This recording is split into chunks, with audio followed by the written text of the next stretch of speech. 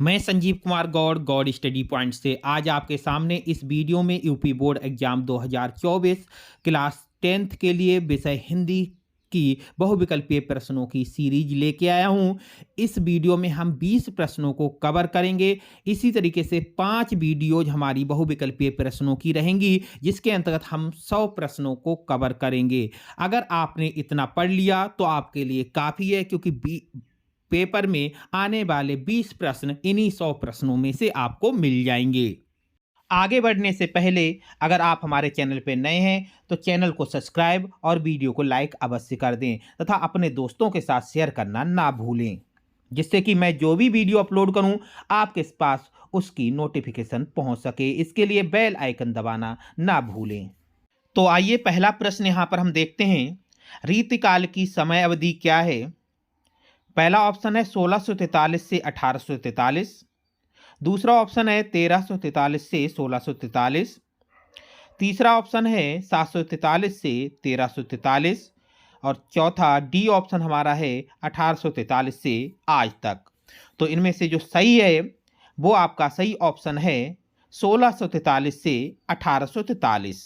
अगर हम हिंदी के पद्य साहित्य के काल की बात करें तो हिंदी पद्य साहित्य में 4 काल हैं। पहला आदिकाल, जिसकी समयावधि थी 743 से 1343। उसके बाद हमारा प्रारंभ हुआ भक्ति काल। भक्ति काल की समयावधि थी 1343 से 1643। और इसके बाद आता है हमारा रीतिकाल, और रीतिकाल की जो समयावधि आपके सामने थी अभी 1643 से 1843। और जो 1843 से लेके आज तक की बात करें तो वो समयावधि है आधुनिक काल की। यहाँ पर अब हम दूसरा प्रश्न देखेंगे कि आपके सामने है आदिकाल की रचना है। निम्न में से आदिकाल की कौन सी रचना है? ऑप्शन ए रामचंद्रिका, बी बीजक, सी हमीर रासो, डी ऑप्शन है कविप्रिया। अगर आदिकाल की रचना यहाँ पर देखें तो आदिकाल की रचना सही ऑप्शन है option number C Hammir Raso. यहाँ पर हम देखेंगे पहला ऑप्शन जो रामचंद्रिका थी, रामचंद्रिका जो रचना है वो आपकी केशवदास की है, बीजक तुलसीदास की है और कविप्रिया जो है वो भी आपकी केशवदास की है। तो इसमें आदिकाल की जो रचना है वो आपकी तो हमीर रासो है। मोस्टली हमें याद रखेंगी अधिकांश जिन रचनाओं में रासो लगा होता है वो अधिकांश आपकी आदिकाल की रचनाएं होती हैं। अगर इसके बाद हम तीसरा प्रश्न देखें, साकेत महाकाव्य किसकी रचना है?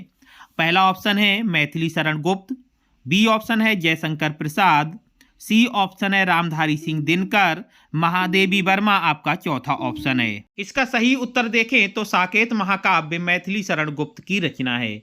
जयशंकर प्रसाद की बात करें तो कंकाल और तितली इनकी महत्वपूर्ण रचनाएं हैं। और परीक्षा की दृष्टि से रामधारी सिंह दिनकर की कुरुक्षेत्र और रश्मि रथी महत्वपूर्ण है।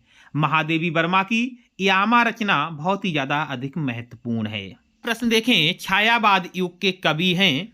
पहला ऑप्शन है महादेवी वर्मा, बी ऑप्शन है Mirabai, C option Chandbardai, D option Tulsidas. तो छायावादी युग की जो कवि हैं या कवित्री हैं वो आपकी महादेवी वर्मा हैं।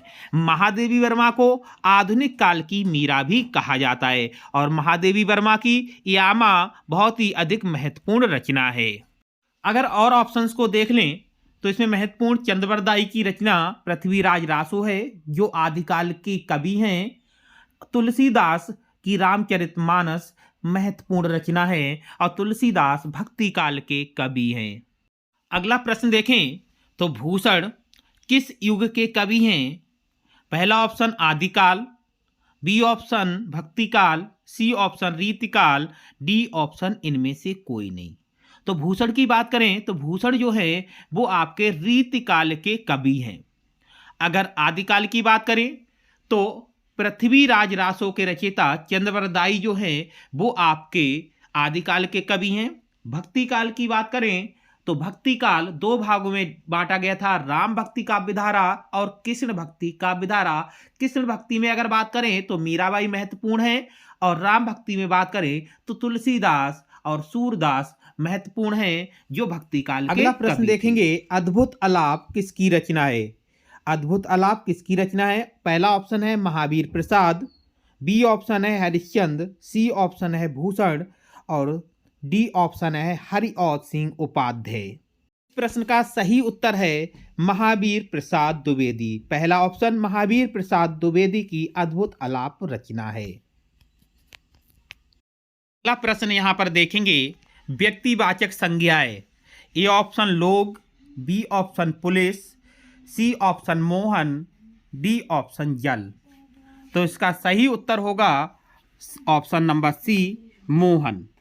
अगर हम संज्ञा की बात करें तो किसी व्यक्ति, वस्तु या स्थान के नाम को संज्ञा कहते हैं, अर्थात इस दुनिया में जिसका भी कोई नाम है तो वो संज्ञा है। संज्ञा 5 प्रकार की होती है: व्यक्तिवाचक संज्ञा, जातिवाचक संज्ञा, समूहवाचक संज्ञा, द्रव्यवाचक संज्ञा और भाववाचक संज्ञा।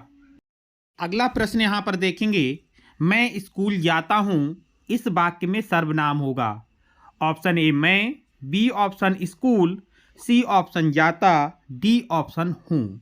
तो इसका सही जवाब होगा ए ऑप्शन मैं। यहाँ पर मैं जो है वो इस वाक्य में सर्वनाम है। अगला प्रश्न देखते हैं, शुभ अशुभ में कौन सा समास है? द्विगु, द्वंद्व, कर्मधारय, तत्पुरुष। तो इसमें सही ऑप्शन है द्वंद्व समास। द्वंद्व समास में जो दो पद होते हैं, दोनों पद एक दूसरे के विलोम शब्द होते हैं। यहाँ पर शुभ का विलोम शब्द अशुभ है, इसलिए यहाँ पर द्वंद्व समास होगा।